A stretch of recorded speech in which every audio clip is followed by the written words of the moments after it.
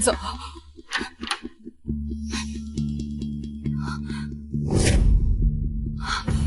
你拿我手链干什么？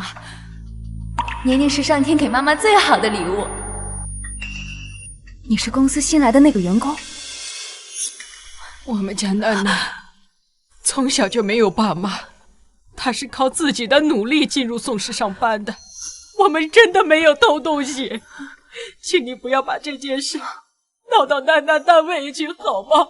他和宁宁应该差不多大，若是宁宁出了这样的事，会不会身边连个帮他说话的都没有？不好意思，我刚才有点激动了，你们走吧。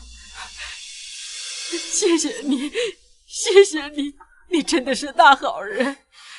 楠楠，我们走，慢点啊。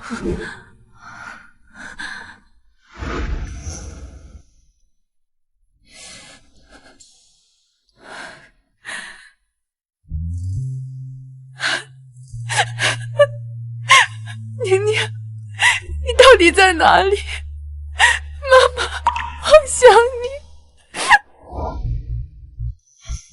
这都这么长时间了，他怎么还没出来啊？不会是没找到吧？宋伯伯别着急，我马上去监控室，只要东西是在乔府眼丢的，就算掘地3尺，我一定能找回来。好，珊珊，去看看你林姨啊，别在洗手间出什么事。好。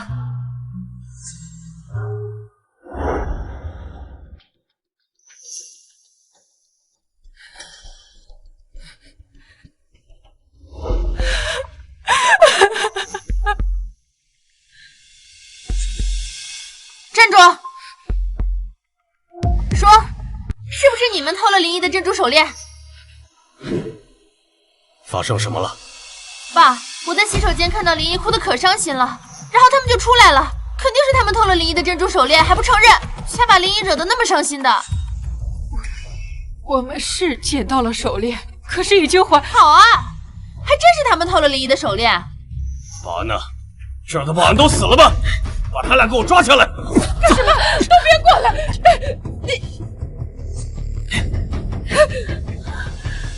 董事长，我们真的没有偷东西。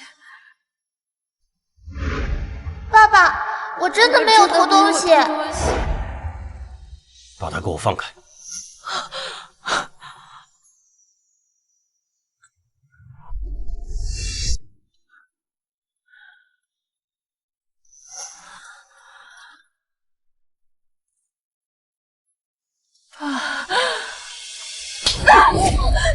我们家楠楠没做错什么，你凭什么打人？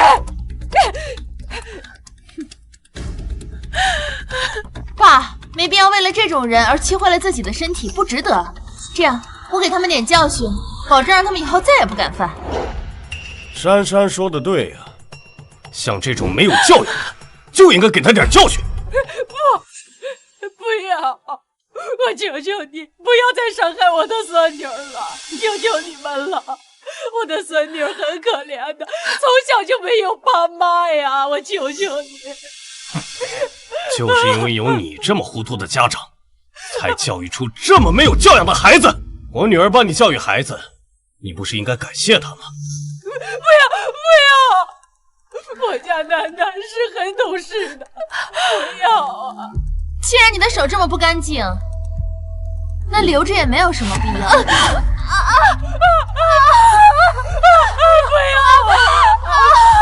要！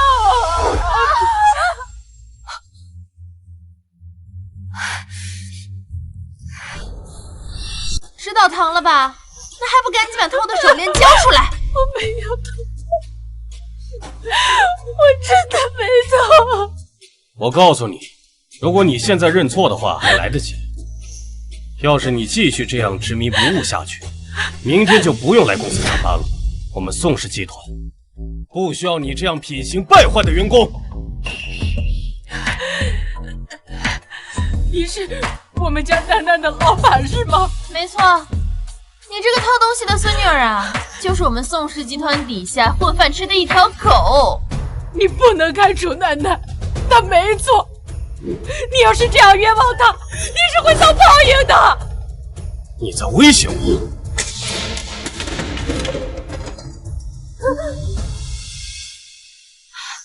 好你个老不死的，你敢诅咒我爸？我没有，诅咒我爸还不承认？你和你这个偷东西的孙女一个德行！别伤害我奶奶，我求求你了。既然你这么喜欢替你奶奶求情，那就替你奶奶和我爸磕头道歉，就对着我爸磕，磕到我爸满意为止。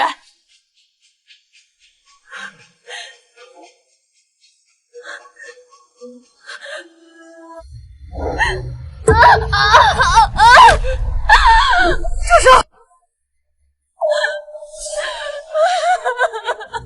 婉君，你没事吧？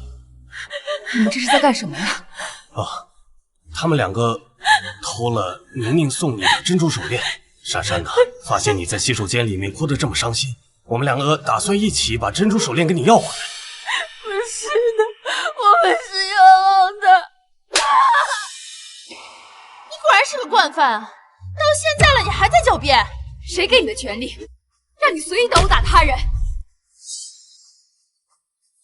婉君，珊珊也是看你太伤心了，担心你啊。不管问了谁，也不能在没有证据的情况下随便定别人的罪吧？你怎么能纵容他随意打人呢？这和土匪强盗有什么区别？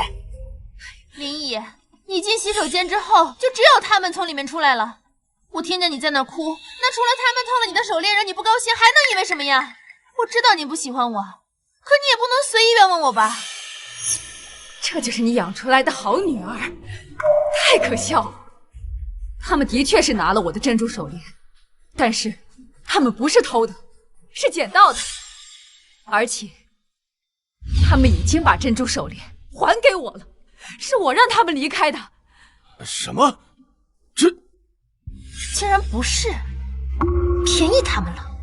董事长，我们现在可以走了吗？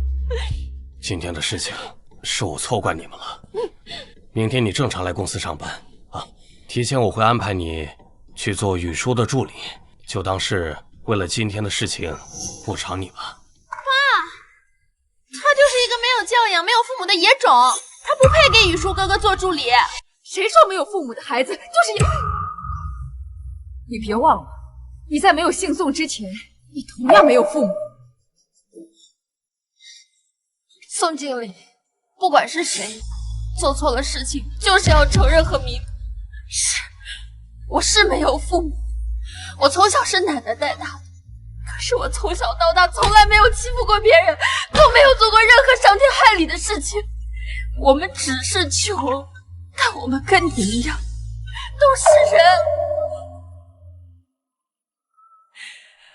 董事长，身为公司员工，我听董事长的安排，我会尽心尽力做我自己的本职工作。如果我力不能及，董事长随时都可以辞退我。奶奶，我们走。好，我们走。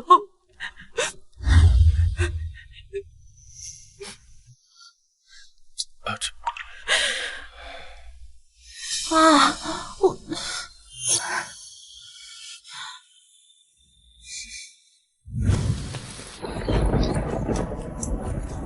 下雨了。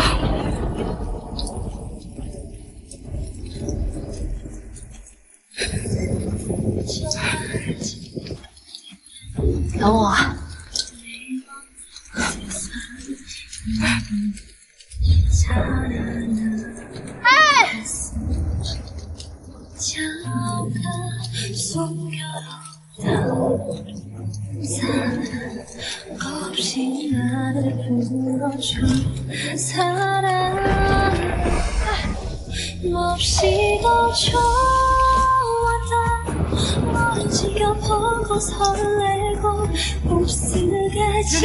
妞妞，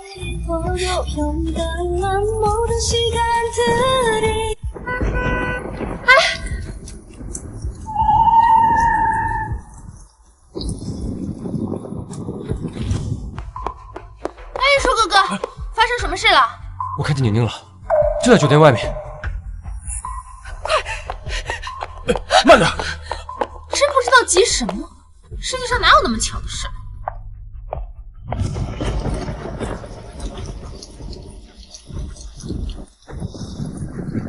宁宁，你在哪里？玉书，你不会是看错了吧？我不会看错的。那个女孩肩膀上有和宁宁一样的胎记，一定是宁宁没错的。哎，乔少爷，刚刚外面确实有人，还是从咱们酒店跑出去的。你看见他长得什么样子吗？样子我倒没记清，我记得他好像不是一个人跑，他是和一个老太太一起走的。老太太？难道他们说的是？是新来公司上班的小姑娘。怎么可能是她？她可是和奶奶一起长大的。是啊，怎么可能是他们呢？婉君，我们一定会找到宁宁的。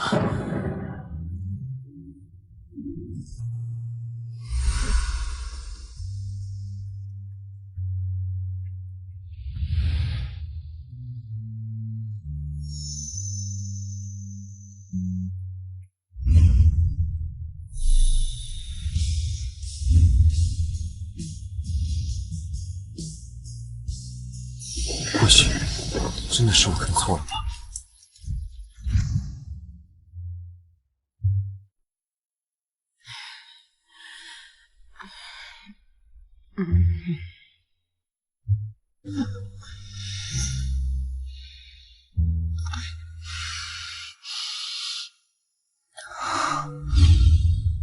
奶奶，你是身上还疼吗？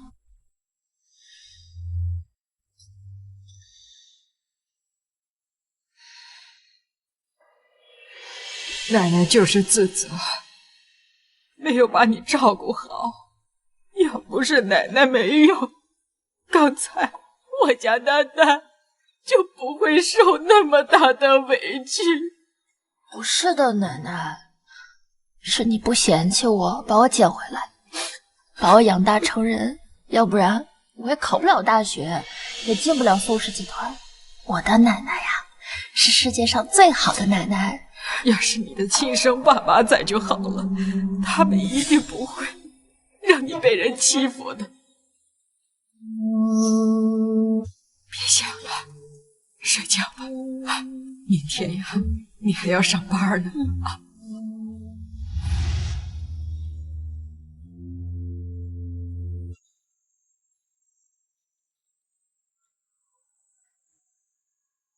我的爸爸妈妈会是什么样的呢？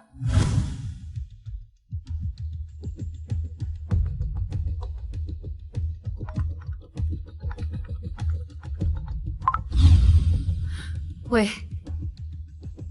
什么？你说宁宁？掉头去宋氏集团。妈，你这是什么意思啊？宁宁的股份一直由别人代理，董事会的其他人早就有意见，你大哥早就答应把浩博过继给你。眼下浩博也从国外留学回来，是时候接管宁宁的股份，当做咱们宋氏集团的接班人培养。这宋氏集团，那是我和婉君一手创立的。当初您说让我给大哥一些股份，那我也答应了。但是我不是跟您说了吗？我不需要过继什么儿子。阿斌啊，妈想要浩博过户到你名下，也是为了你着想啊。哎，你可不能耽误了妈的一番好心意呀。阿爸啊，不，师傅，你以后就是我爸，我呀一定会好好孝顺你，到时啊会替您打理好宋氏集团的。别，你们的心意我心领了啊。你怎么就这么冥顽不灵？虽说宋氏集团是你一手创建，但我们毕竟是一家人，你总不能拱手把宋氏集团让给一个外人吧？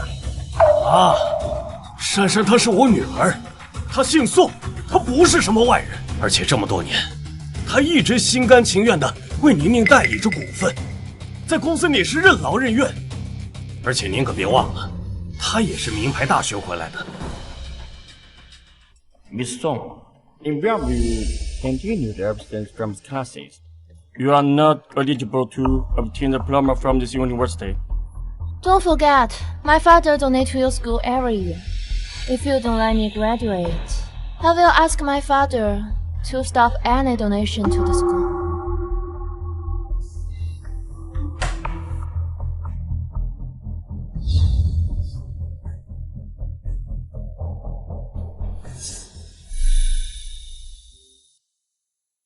你的心情我理解，道理咱们是亲兄弟啊，要是这么僵着，反倒伤了感情。既然你想要你的养女继续打理宁宁的股份，倒不如让她跟浩博比一比，你觉得怎样？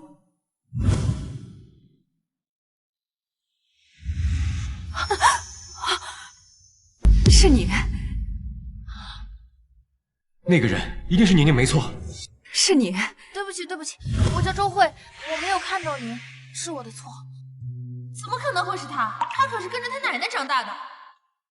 这孩子跟我还真有缘分，年纪也同宁宁相仿。难道是老天爷知道我太想念宁宁了，给我的慰藉吗？你跟我来。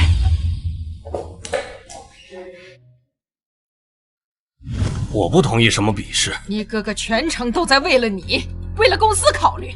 可你呢？如果你还是这么执迷不悟，明天我就召开董事会，让董事会成员表决此事。阿斌，我提议让两个孩子比试比试，这都是为了你好啊。要是珊珊赢了，那董事会那些人就闭嘴了；要是珊珊输了，就让浩博当你的儿子，帮你解决公司的事情。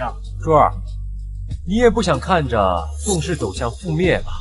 一个连比试都不敢的人，我绝不同意他代理公司50%的股份。我女儿的股份，谁都别想拿走。宁宁的股份是我和宋斌一起商议决定的，现在你们谁都别想趁火打劫，我就是把股份送给他，也不会让你们得逞。你是哪个？我是乔董特助周慧。你算什么东西？你还真介绍起自己来了。他是我大爷，你有什么资格对他指手画脚？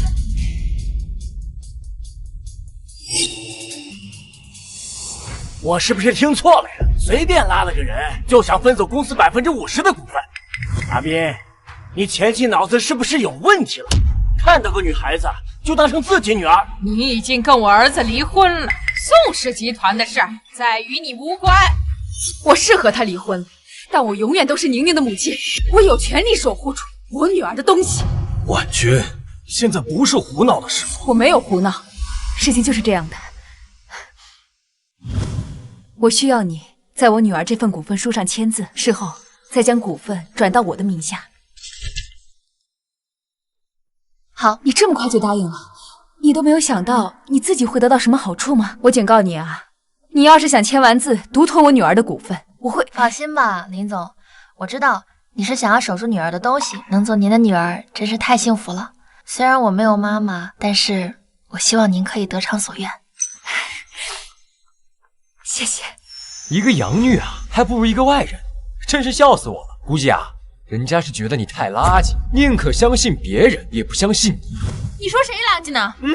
我说就是你垃圾啊！如果你不是垃圾的话，跟我比一场。比什么？很简单，过几天临江花园的甲方就会来公司洽谈，到时你带一波团队，我带一波团队，我们一起制定临江花园的计划，到时看谁招标，谁就算赢。我不同意，这个招标非常重要，绝对不能够因为……你就比。既然股份代理人已经同意，那这事就说定了。还有，打工的，你还在这里站着干嘛？难不成你还真想分走公司50%的股份？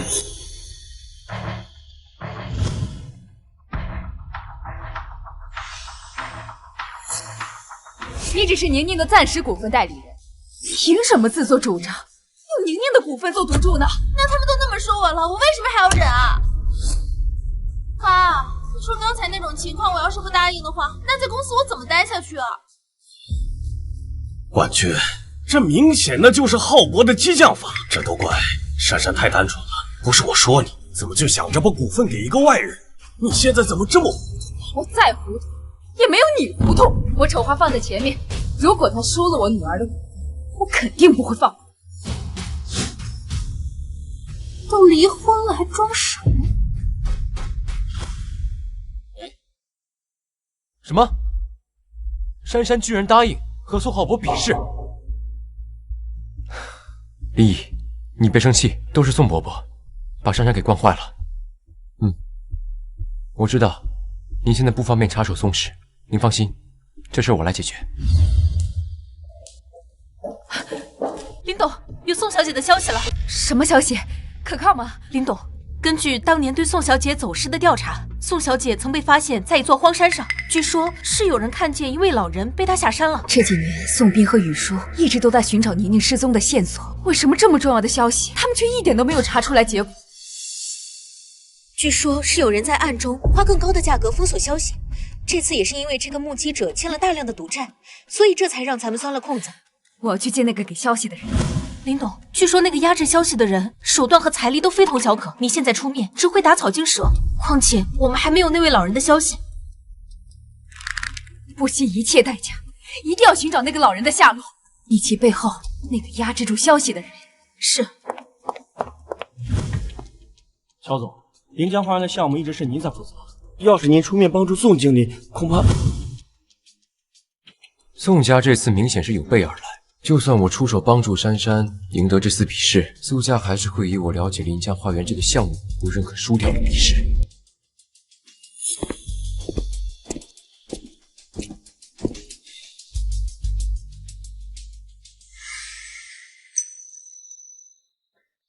去，把周慧给我叫过来。是。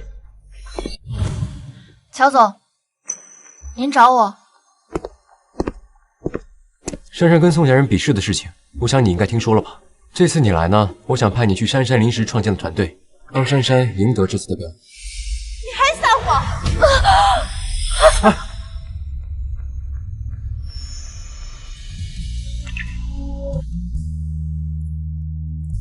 这里不接待你们这样的人。他们什么样的人？如果这是您的委托的话，我会尽全力去试一试的。放心，我不会让你白参与，不管结果如何，我都会。乔总，您之前已经帮过我很多次了，我帮您一次是应该的。奶奶说过，做人就应该坦坦荡荡的，不能无缘无故占别人的便宜。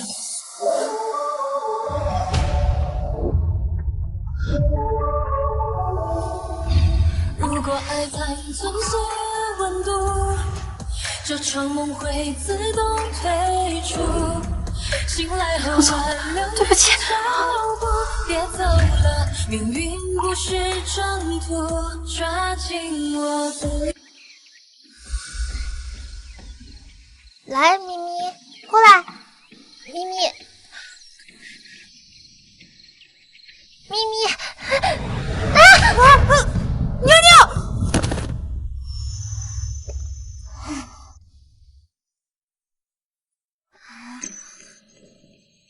宁宁，你知不知道刚刚有多危险？这不是没事吗？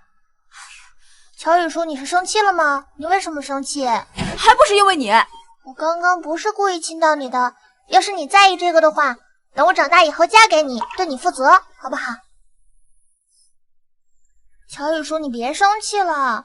乔雨说你怎么脸红了？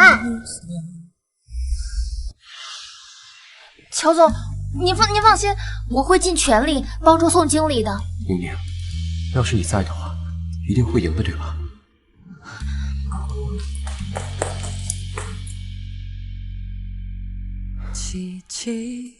希望这次死马能当活马医吧。他不是公司新来的小白吗？人家现在可是乔总的特助，估计是会躺呗。光会躺有什么用？我估计他连资料都看不懂，跟咱们一个队，只会拖咱们后腿。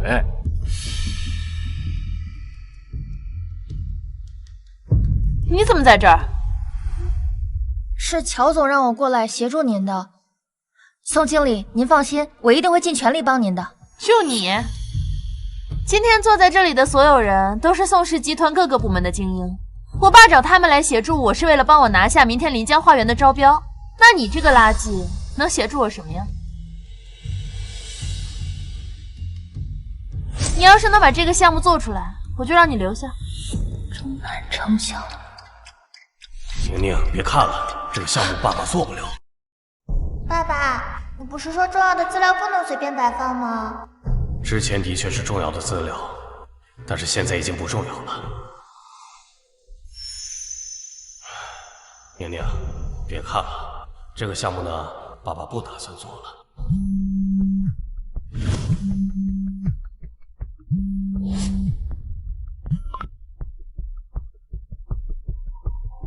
婉君，这个项目我看过了，对于现在的宋氏太难了，就算是可惜，我们也要放弃了。爸爸，我好像知道咱们应该怎么做了。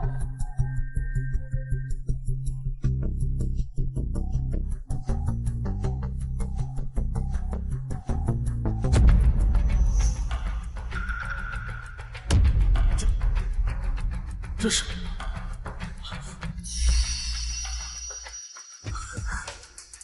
宁宁，这是你自己想出来的吗？这几年妈妈开会都带着我，所以我能看懂这些资料。这个项目虽然看着难，但是只要想办法解决跟下游经销商的关系，这个项目就成功90%了。妈妈说过，只要一件事情的成功几率超过50%，那么这件事情就一定能成功。我教了这么多年奥数，宋小姐是最有天赋的一个呀。宋小姐虽然不是男孩，但以她的聪明才智，只要好好培养，日后定能成为宋氏集团的接班人呢。宋董事长，宋小姐真是个天生的奇才啊！我的宁宁是个天才，我的女儿是个天才。我们大家现在本来就都在加班，你要是看不懂，你可以直接滚出去，不要在这装模作样，浪费大家时间。这个项目我能做，虽然这个项目看起来很难，但是只要你能解决和下游经销商的关系，那这个项目就成功90%了。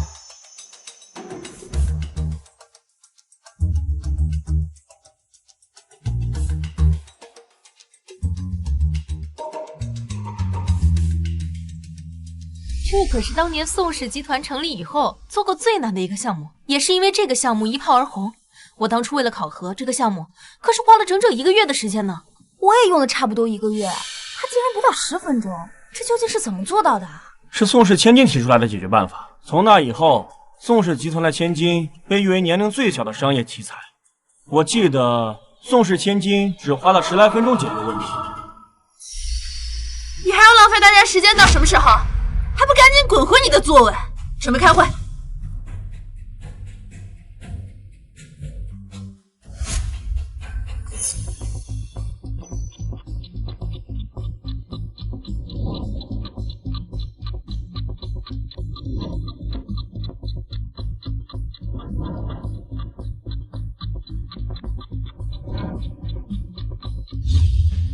林董事长，身为一个外人，现在坐在这里恐怕不太合适。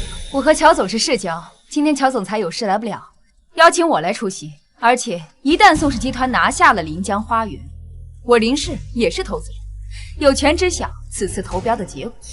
为什么？一会儿你女儿的股份就是我儿子的。希望那个养女不要搞砸了今天的招标。珊珊可是国外顶尖大学毕业的优等生，绝对不会输。乔总，您能找到林董事长吗？他不接我电话。林怡现在会议室代替我出席招标会，电话应该是静音了。我刚刚查到，当年收养宋小姐的人就住在附近的渔村。消息可靠吗？并不确定，所以我才想要先跟您、跟林董事长汇报。林怡那边不知道会议什么时候能够结束，这样，我先和你去渔村附近巡查。走。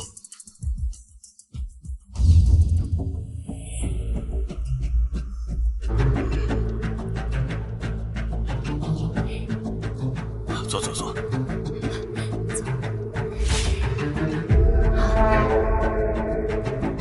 知道他的事。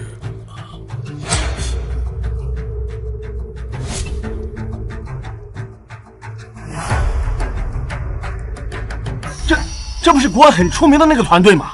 我听说这个团队刚刚在国外获得大奖，没想到他们竟然是浩博的人。输赢已经很明显了。阿斌啊，其实你现在认输还来得及。浩博的这支团队呢，确实很优秀，但是珊珊的这支团队，那是我们宋氏集团的精英，我看未必会输啊。呵呵，那你就看着你的养女输得流鼻涕吧。1个小时为限，如果谁先制定出甲方满意的临江花园的招标方案，就算赢。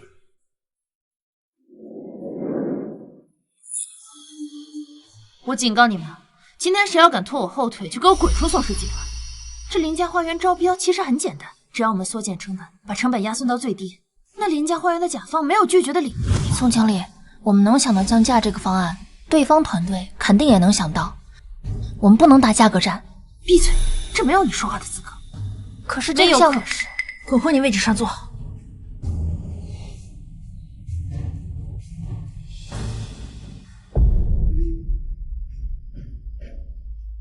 那还愣着干什么呀？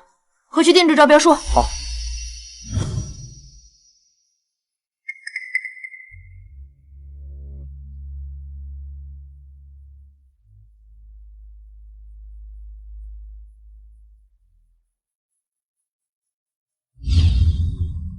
宋经理，这是我自己做的项目书，如果第1套方案行不通的话，我们还有第2套方案。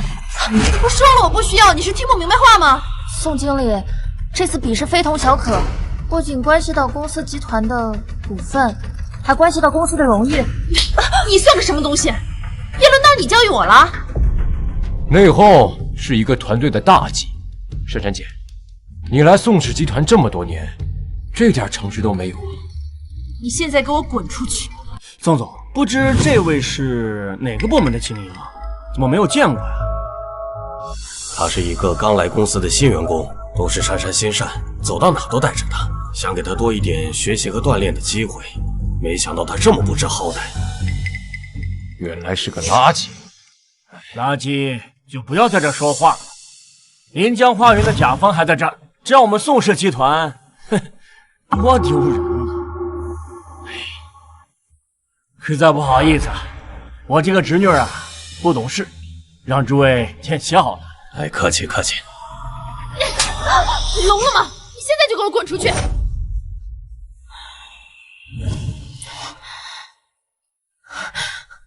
好了，我宣布，招标开始。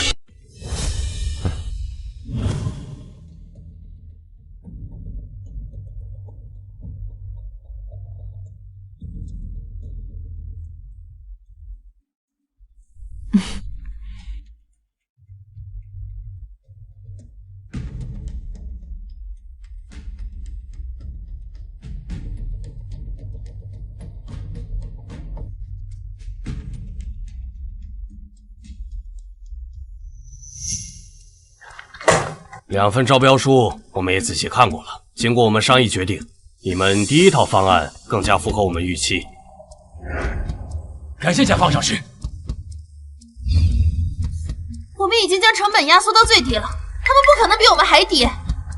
宋小姐的方案确实比较经济实惠，但我们的临江花园是面向大众人群提供的家居住宿，如果太注重缩减成本的话，恐有未知的风险。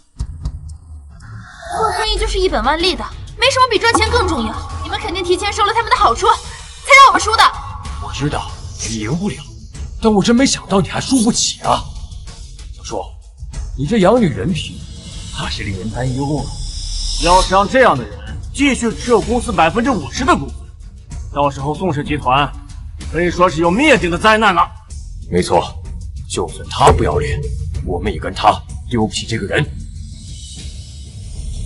爸，我没有说，是他们串通一起坑我的。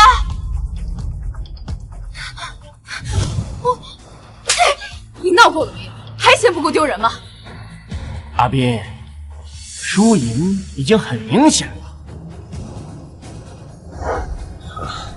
我宣布，要是让这样的人持有公司50%股份，对于宋氏集团就是灭顶的灾难。没错，就算他不要脸，我们也跟他丢不起这个人。爸，我没有说，是他们串通一起坑我。我只是个宋氏小员工，还是算了吧。闹够了没有？还嫌不够丢人吗？宁宁，这世界上的事情没有绝对的对和错，只要你想做，就大胆的去做。只要你自己认为是对的，那就是最正确的选择吧。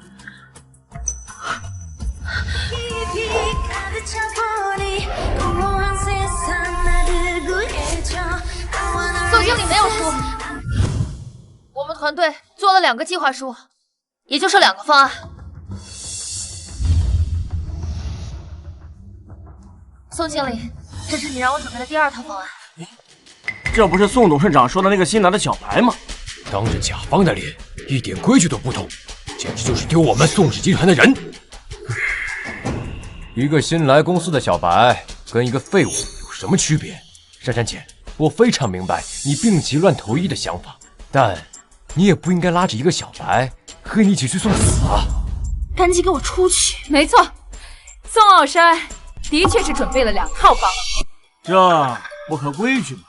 况且宋董事长刚才亲自讲了，他就是新来公司一个小员工，我们完全没有必要在这里跟这样的人浪费时间吧。之前并没有规定不可以准备第2套方案，而且做生意讲究的就是率无不准，也是宋氏集团呢对此次招标的重视，才想要面面俱到，供临江花园的甲方更多的选择。好，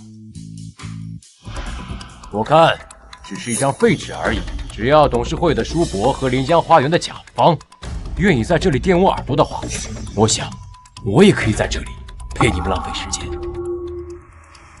还愣着干什么？还不赶紧讲你的第2套方案？周慧，你来讲第2套方案。我？他凭什么？你刚才第1套方案已经讲累了。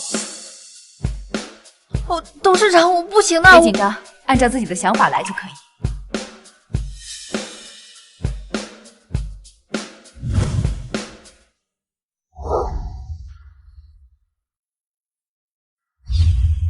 我们第2套方案主张的是临江花园这个项目，我们不做减少成本的降价，反而要大幅度提升。你要知道临江花园这块地皮前期要投资多少钱吗？你是怎么想？不降价反倒涨价？我看你脑子里是装了浆糊吧？你说第1套方案是垃圾的话，那么第2套方案就是垃圾中的垃圾。中国人做生意没有头脑，靠的都是运气。我早都说过了，没有必要在这浪费大家时间。你到底要胡说八道到什么时候？宋傲山，你闹够了没有？周慧，这次的招标非同小可，一旦宋氏集团抬高价格，后期就很难收回。无论是宋傲山的团队，还是宋浩博的团队，都是为了不同的缩减成本，你为什么要背道而驰？林董事长，临江花园这个项目，我们想要降价，主要是想要打造普通居民小区。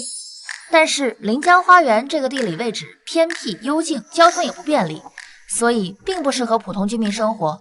我们为什么不借用这个趋势，前期加大成本，直接打造成高端住宅小区，直接走顶流路线？据统计，我们市有实力购买高端小区住宅的人群并不少。站在风口，获利与危险并存。做生意嘛，从来都不是一本万利，而是虎口夺食。我们要出其不意，攻其不备，这才是制胜的关键。宁宁，商人都是站在风口的冒险者，获利和危险两者一直都是并存着，所以做生意呢，不是一本万利，而是虎口夺食。只有出其不意，攻其不备，才是支撑的关键。你，或许这个孩子真的是和我有缘分吧。不可能，这样太冒险了，我建议稳扎稳打。做生意本来就是冒险，我觉得可以打破这个常规，而且商人逐利，风险越大，获利就越大。我想在座的各位董事都不会和钱过不去吧？怎么样，各位觉得如何？这样的，这套方案确实出乎我们的预料，不过我们愿意将这次招标交给宋氏集团，就按照宋小姐助手提议的第2套方案实施。珊珊，好样的！为宋氏集团做事是我应该做的。现在对珊珊代理宁宁的股份还有什么意见吗？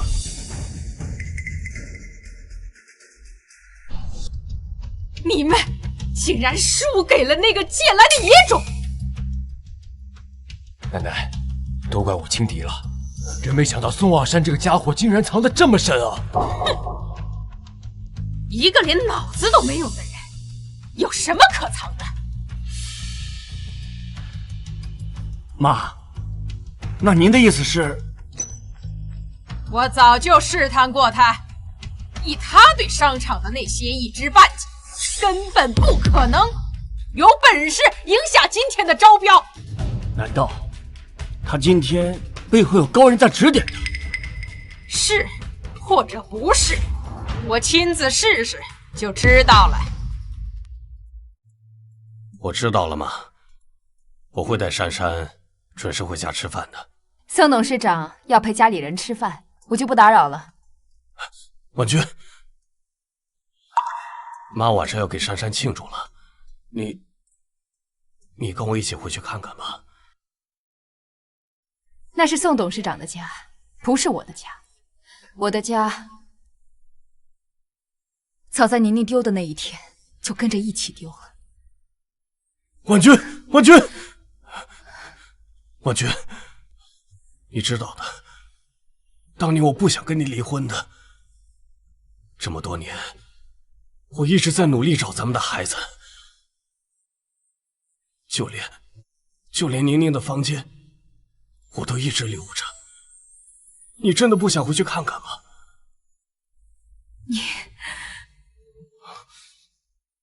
婉君，就回来吧，咱们一起找咱们的孩子。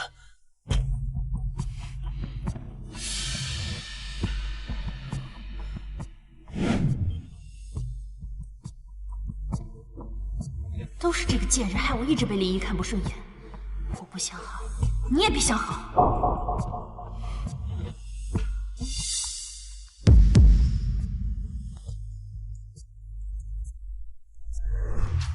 雨舒哥哥在哪里？你怎么做事的？对不起，我不是有意的。周慧，你闯祸了！这可是乔总最喜欢的花瓶。花瓶哪里有卖的？我赔给乔总。这可是宁小姐小时候送给乔总的。你上哪儿买去？我现在就给雨舒哥哥打电话。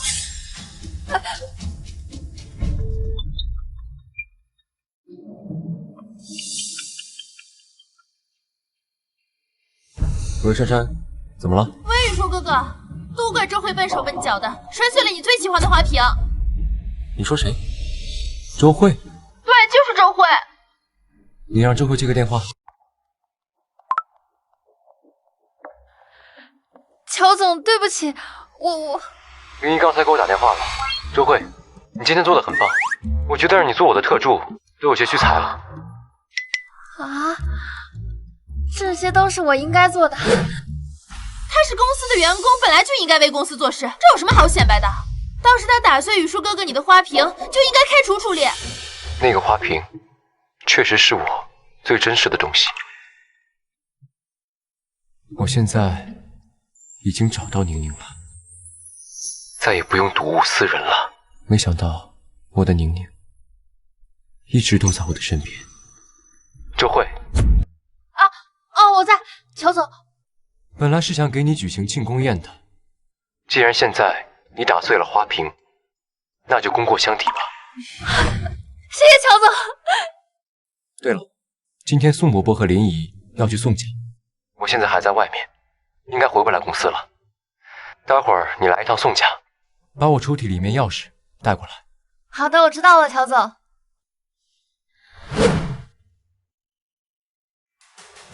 真没想到有一天你还会回来。失败者也能出现在庆功宴上，同样是我也没有想到的。咱们再怎么折腾，都是为了宋氏集团，没必要真的为这伤了感情。不过话说回来，今天可惜宁宁不在呀。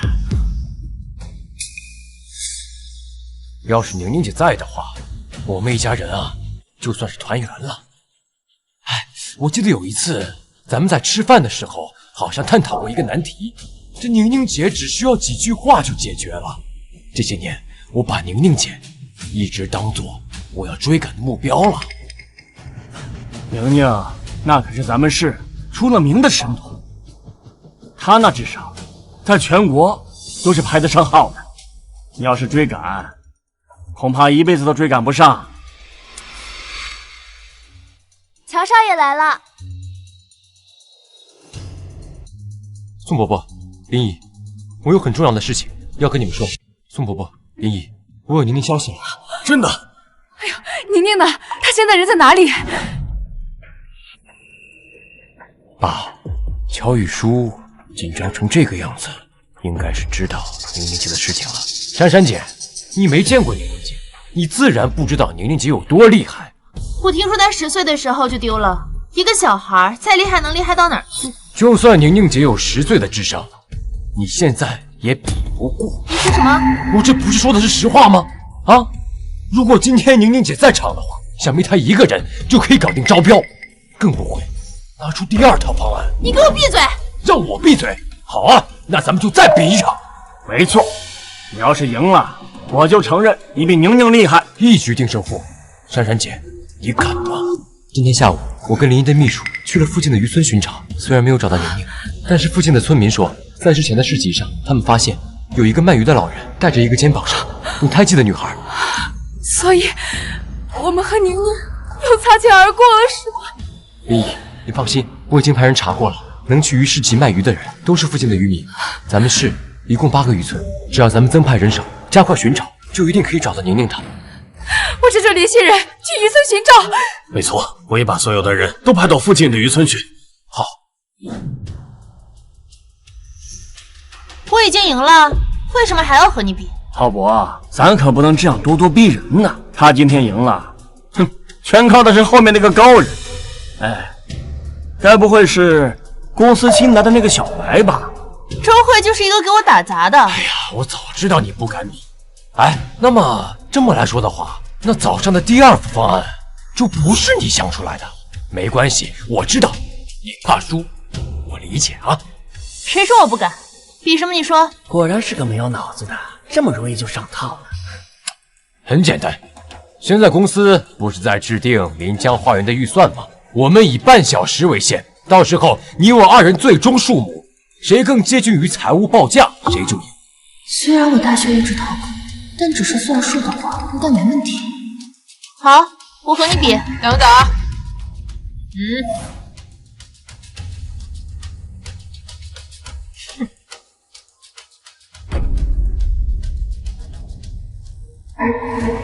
什么？输的人要给赢的人10个亿？10个亿，只是个赌注而已。这样就算你输了，也不会丢掉手里的股份。再说了，你是我儿子的养女，就算输了，他也会替你还的。这个根本不知道10个亿是宋氏集团的估值，很快整个宋氏集团就是我们的了。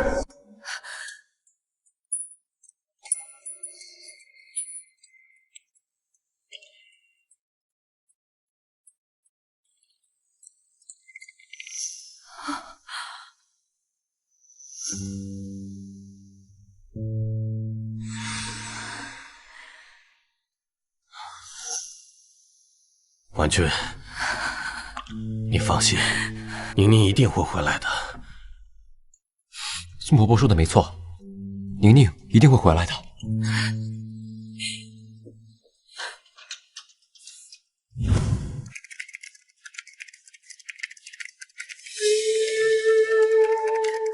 我 OK 了。珊珊，你听见没？浩博已经算出来了，你还要多久啊？哎，留给你的时间可不多了。我马上就好。还有5分钟，你不好也得好。打扰了，我是来给乔总送钥匙的。看来，都不用给财务核实了，输赢已经很明显。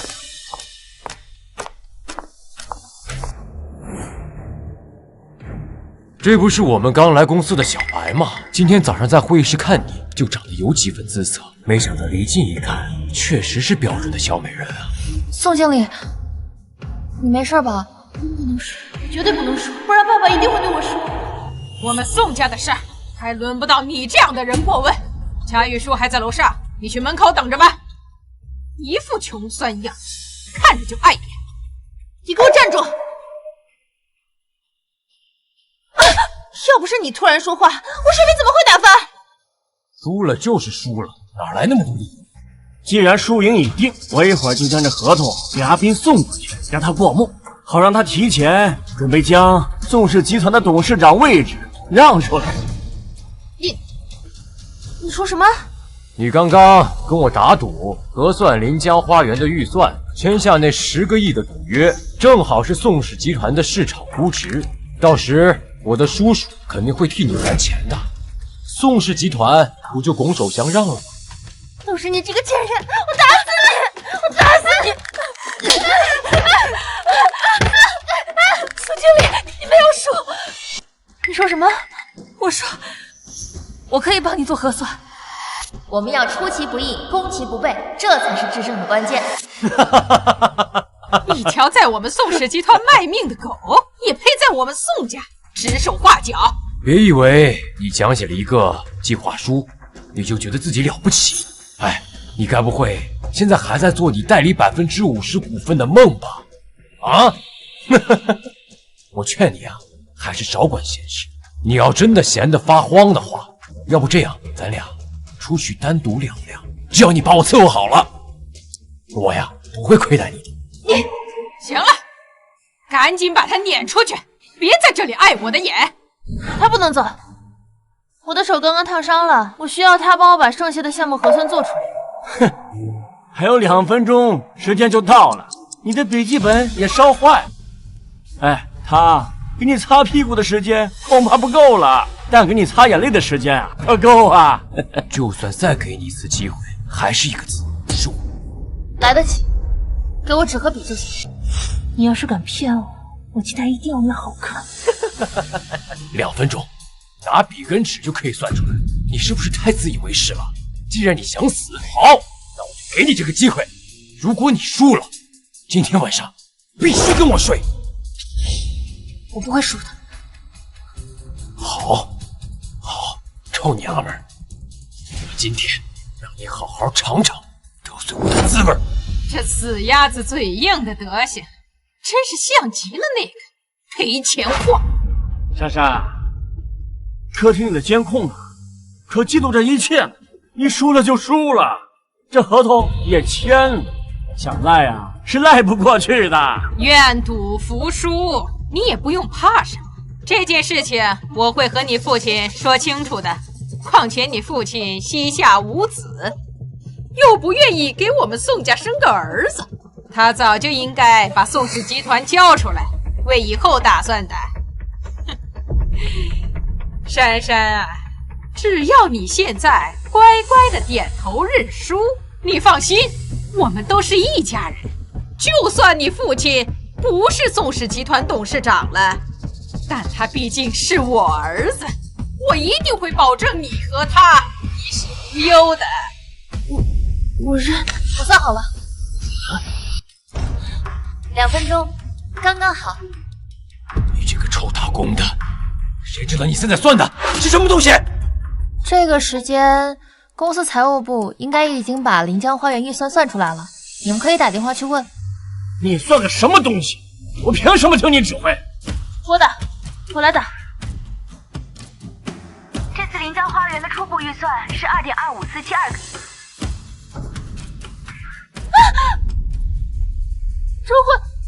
周会做出的项目预算和财务部的项目预算只差了2位数。只差了2位数？不可能，这绝对不可能！没有电脑的辅助计算，哪儿得出来这么多数字？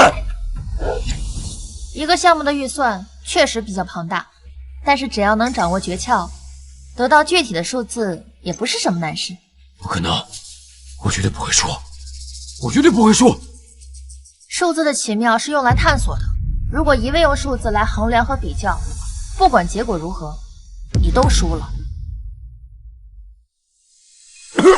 儿子，儿子。儿子，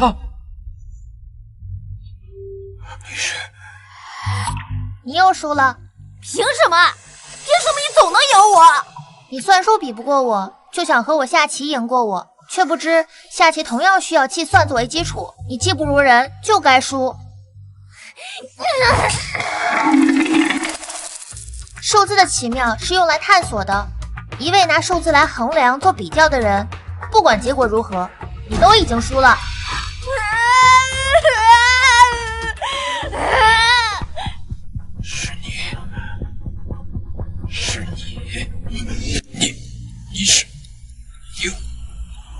儿子，儿子，这是怎么了？可惜这么好的机会了。浩博怎么昏倒了？我儿子怎么了？你去问你这个养女。珊珊，这到底怎么回事？是智慧非要跟浩博比，为了彰显自己有多厉害，把浩博给气晕过去了。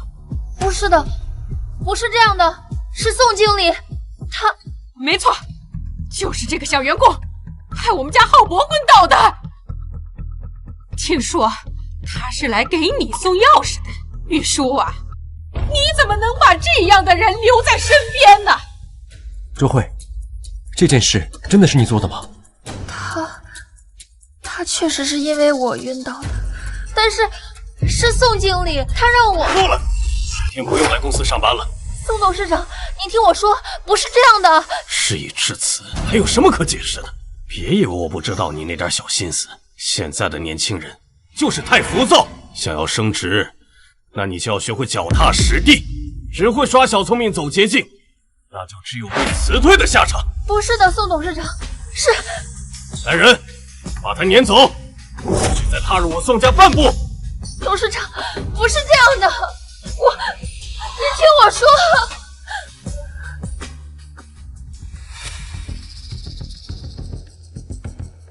今晚浩博已经输了，说出真话不但没有任何意义，反而会惹来阿变的防备，打草惊蛇。还好有周慧这个倒霉蛋陪我，不然我一定会被爸爸骂死的。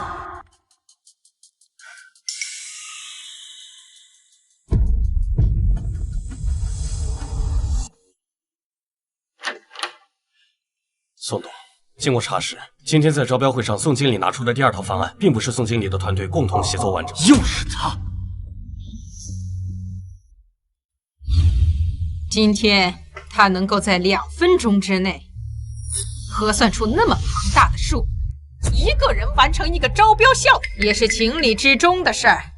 这么说，周慧他就是那个神童？那我们应该想办法挖我。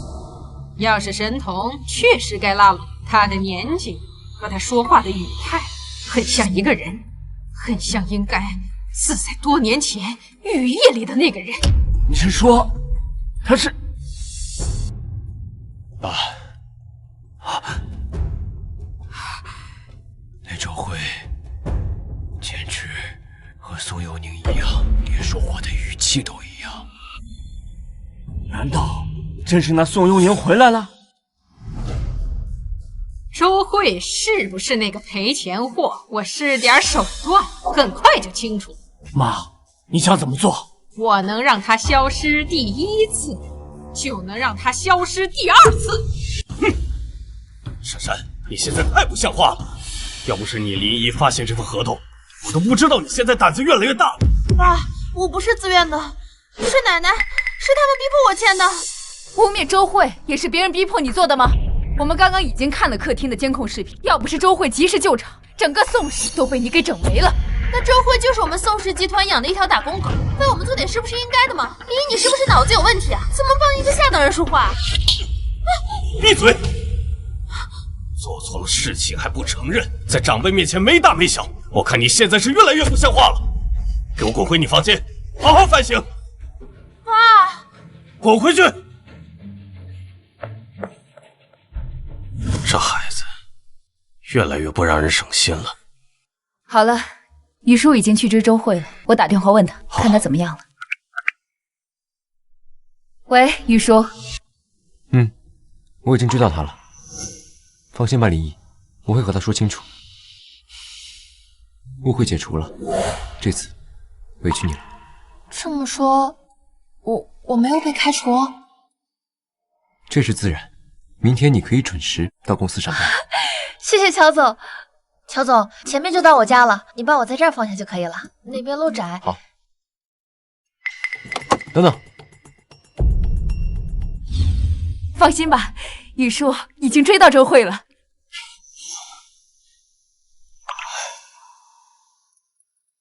要是宁宁在就好了，她一直是一个聪明懂事、让人省心的孩子。乔总，你还有事儿？啊，没事儿。早点回去吧。乔总，你也是。回去吧。乔总，再见。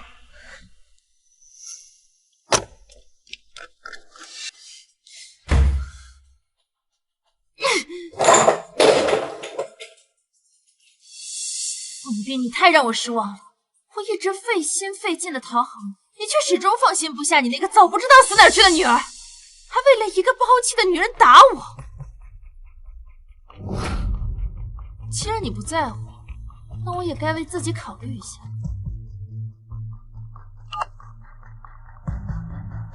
喂，我考虑好了，我同意你的提议。妈，宋小山同意和咱们交易了。白眼狼就是养不熟，只要他同意了和我们合作，事情就好办多了。奶奶，那你这意识？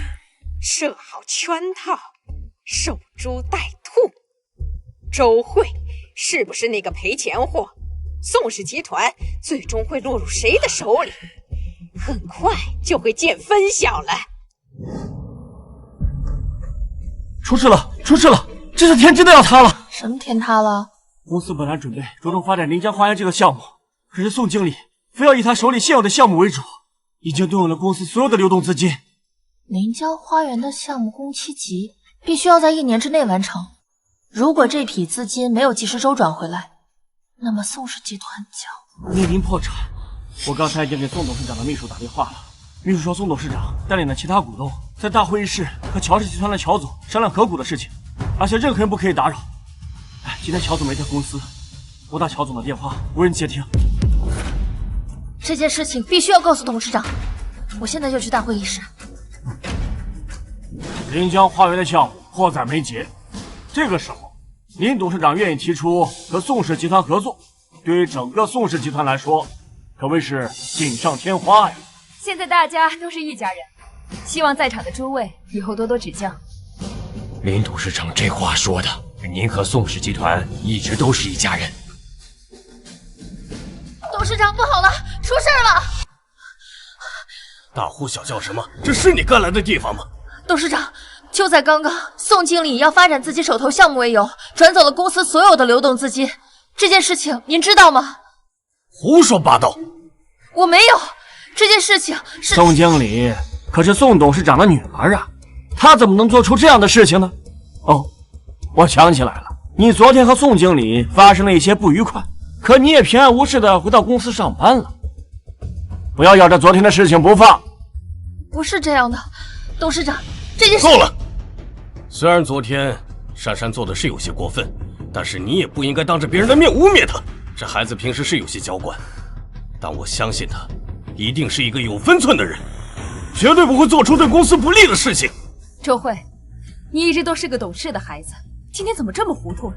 你还不赶紧离开，自己反省去。林董，你也不相信我？保安，没看到这有人闹事吗？把他给我带走。董事长。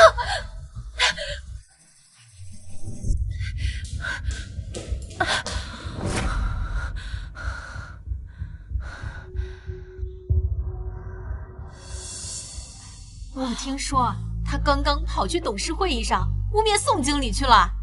就是一个臭打工的，还真拿自己当盘菜了。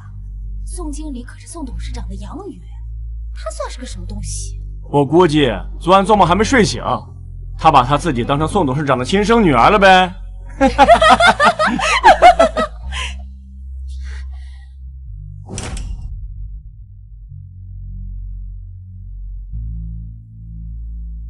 奶奶，做错了吗？我一定要保住宋氏集团50%的股份，我需要你帮我做这件事。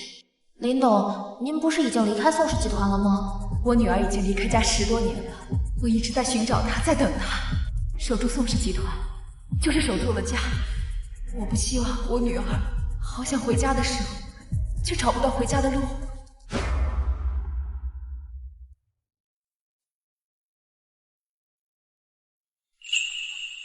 宁宁，你说过，你最在意的就是宋氏集团。等你长大，你想要宋氏集团做成全国数1数2的公司。这么多年，我一直帮你守着宋氏集团。人都去哪儿了？宁宁，回来吧，我一直在宋氏集团等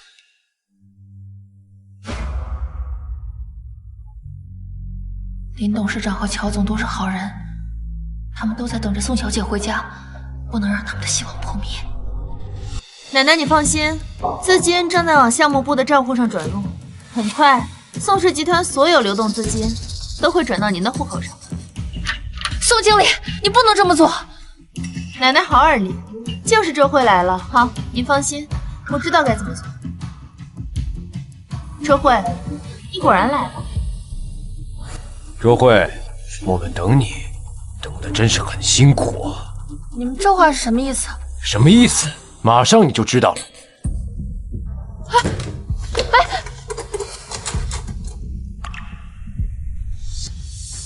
来都来了，着急走干嘛呀？反正也走不了。你们到底要干什么？我故意放出消息给张涛，就是为了吸引你来这。毕竟你一直是一个多管闲事的人。1分钟之后，只要我动动手指，宋氏集团所有流动资金都会转到私人账户中。到那个时候，宋氏集团就真的玩完了。你看看，话别说的太吓人了，万一吓坏了我们的小美女该怎么办？我小叔想要救公司，唯一的办法只能是他把董事长的位置让给我爸，这样我奶奶才会把钱重新汇入公司的账户。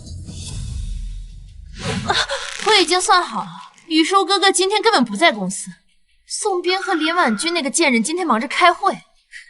这一次，就算你叫破喉咙，都没有人能听得见。宋经理，你怎么能这么做呢？董事长对你那么好，我之前费心费劲讨好他，是希望他疼我，而现在我不需要。好了，你马上就会获得1个亿了，有了这钱，足够你潇洒一辈子了。你再也不会在我小叔身边当一个乖乖女，你一定会后悔的。无论我们会不会后悔，你都看不见了。来人，把人给我带走！你们想干什么？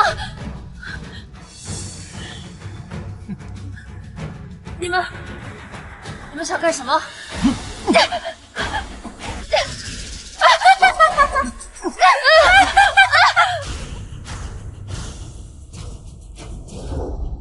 珊珊真的动用了公司的全部流动资金，我就知道周慧不是个莽撞的孩子，是我们错怪了她。我现在就去找珊珊。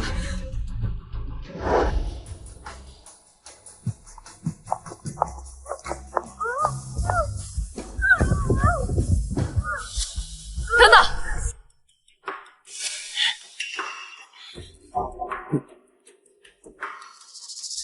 这里面装的是什么？是公司员工离职后不要的东西，我们打算整理后扔掉。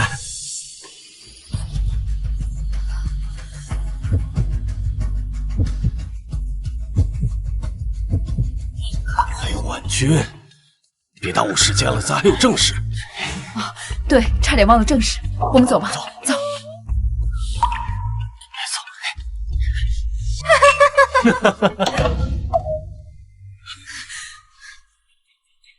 你们在干什么？大叔，你觉得我们在干什么？那我们在干什么喽？我给你5分钟时间，把所有的流动资金都给我转回到公司的财务。宋董事长好大的威风啊！可是怎么办呢？在你进门前1秒钟啊，宋氏集团所有流动资金都已经转为你母亲私人账户了。你说什么？小叔，你是疯了吗？资金的流向是靠银行来控制，就算你把那个笔记本砸得稀碎，也不会终止交易。珊珊，你为什么要这么做？我为什么要这样做？我为什么？都是你的错！这么多年，我一直费心费力扮演好一个你想要的好女儿角色，可你呢，心里只惦记着那个不知死活的宋幽宁。这些年，阿斌从来没有亏待过你，你不知道感恩也就算了，你还联合其他人毁掉阿斌苦心经营多年的宋氏集团。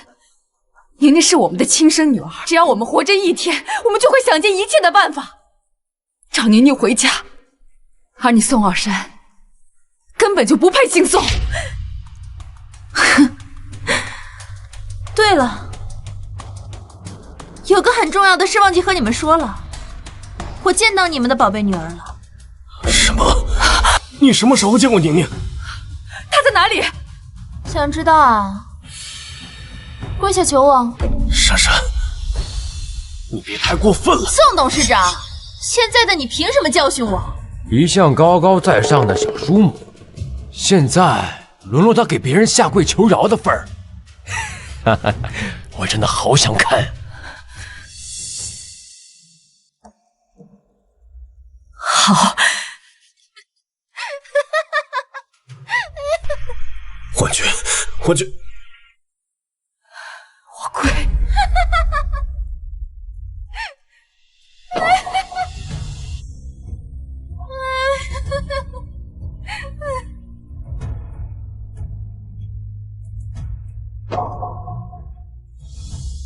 现在可以告诉我女儿在哪里了吗？你们的女儿就是周慧。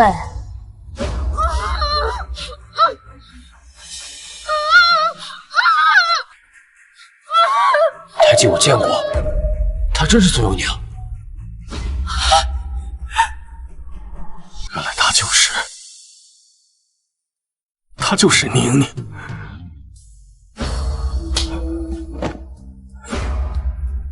都是我的错，都是我对不起她呀。哎，对了，你们刚刚来的时候，宁宁姐刚被带走，就装在行李箱里面，你没看到吗？对啊，她可是被光明正大带出公司的呢。你告诉我，你带我宁宁去哪里了？你们到底想要干什么？你女儿被带去哪儿了呀？我不知道，我只知道她马上就会死掉。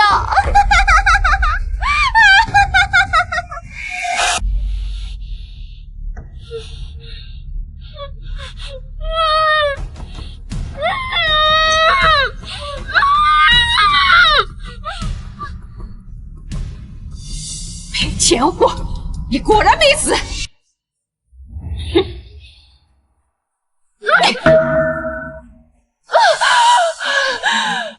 老夫人，为什么？为什么？因为你不该叫我宋老夫人，你该叫我奶奶呀！您这是什么意思？你根本就不是什么周慧，你应该姓宋，叫宋幽宁。你是林婉君那个死女人，生下克我们宋家的赔钱货。不是的，你认错人了，我不是什么宋幽宁，我叫周慧。哦，你失忆了，你早在15年前就该死，现在只是稍微晚了一点。你放心，这次我一定会下手更狠一点，不会让你再有第二次醒来的机会。上手！你们要干什么？杀人是犯法的，你不要动！上手！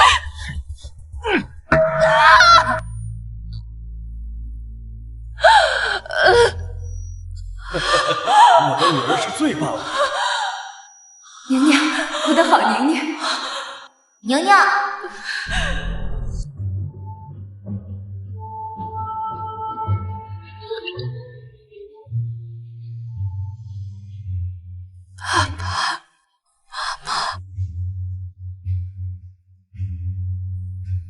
把他扔进海里喂鱼。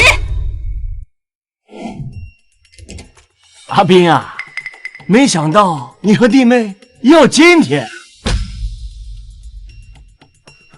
你也参与了？你们这么做是犯法，迟早会得到严惩。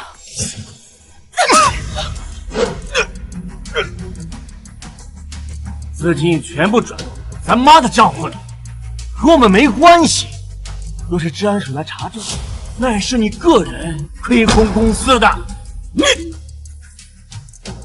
别用这样生气的眼神看着我，谁让你一直让咱妈失望，不给宋氏集团生一个接班人？当然，你要是愿意求我将宋董事长的位置让给我做，我和咱妈都不会袖手旁观的，毕竟咱们是一家人嘛。爸，宋氏集团是咱们的了。恭喜宋董事长！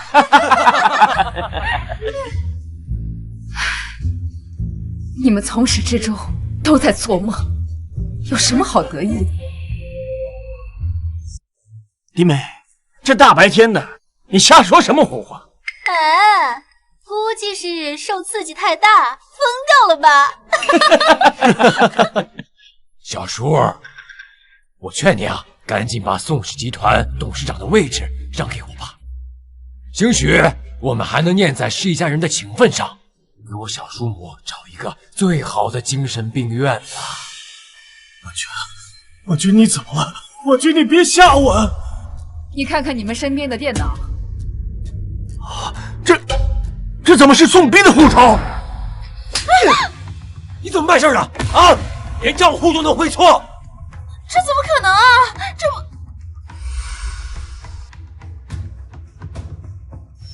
是周慧，是他改的户头。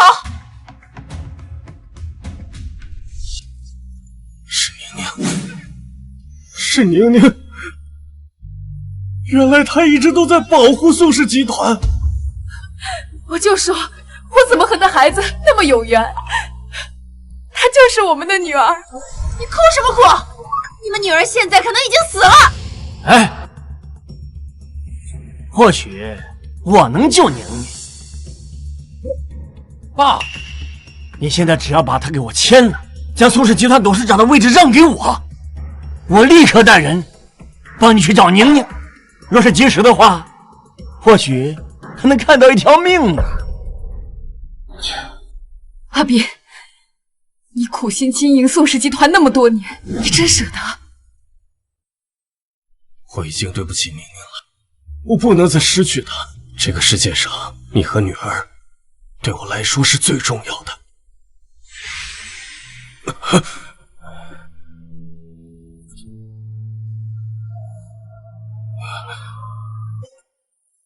爸，不能去！你为什么在这里？你为什么还活着？这个该死的人，从来都不是我。宁宁，真的是你，都是爸爸不好。爸爸一直错怪你，都是爸爸不好。爸，我从来都没有怪过你。爸，妈，我记起来了，我全都记起来了。宁宁，你总算回来了，总算回来。玉书，你是怎么认出来宁宁的？其实我昨天就知道她是宁宁。原来你一直都在我的身边。我查到当年确实有人有意为之宁宁的失踪，可是为了宁宁安全，我不敢打草惊蛇。可是，宁宁，对不起，如果今天我晚来一步的话，后果不堪设想。玉书，是你救了我，你不该道歉的。我就想知道，到底是谁想要害我女儿？把人带出来吧！妈，怎么是你啊？是我又怎么样？我这么做都是为了宋氏集团。奶奶，我知道你一直都不喜欢我，觉得我是个女孩，我撑不起宋氏集团，所以我从小到大一直在努力，希望您能认可我。可是您呢？您趁着我和爸爸出车祸，把我扔到了荒山。难怪你一直不让我寻找宁宁，原来你一直盼着宁宁死，都是你为我们宋家生下这么个赔钱货。如果你当时生的是男孩，如果你听我的话，生个二胎，事情也不会这样。都是你的错，跟我有什么关系？的确跟你没关系。从此以后，宋家也跟你没关系了。你什么意思？从今天开始，你就到山庄去养老，没有我的允许，你不许离开山庄半步。以后的日子，你就在山庄做梦抱孙子吧。我是你妈，你不能这么对我！现在就送到山庄。山庄抱孙子，山庄抱孙子。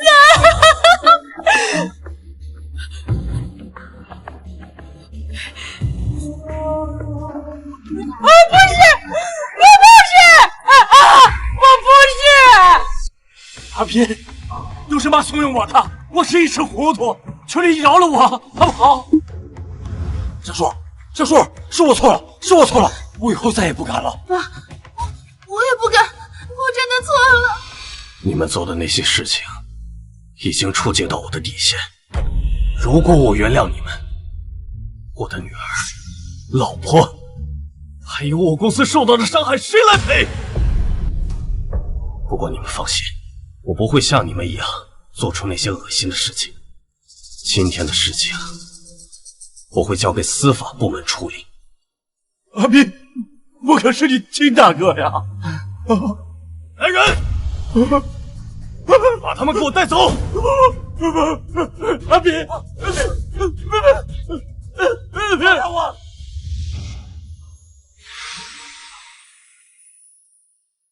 林董事长，咱们公司的周慧就是当年的宋小姐，这位婆婆呀，就是当年收养宋小姐的人。原来周慧就是我们集团大小姐。怎么办？我以前说过大小姐的坏话，这下可死定了。没想到真的大小姐就在我们身边啊！辛苦你了，我们已经知道了。奶奶啊，原来你竟然是宋氏集团的大小姐。奶奶，不管我是谁，我永远都是您的孙女儿。以后我们一家人就永远在一起。好。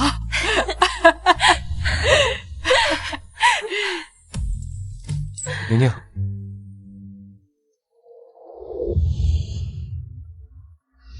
虽然现在很不合时宜，但是我实在等不及了。嫁给我好吗？哎，乔雨叔，你说如果有一天你最在意的人不见了，该怎么办呀？我不知道，如果是我，我会一直等，一直找，无论他在哪里，我都会等到他。我愿意。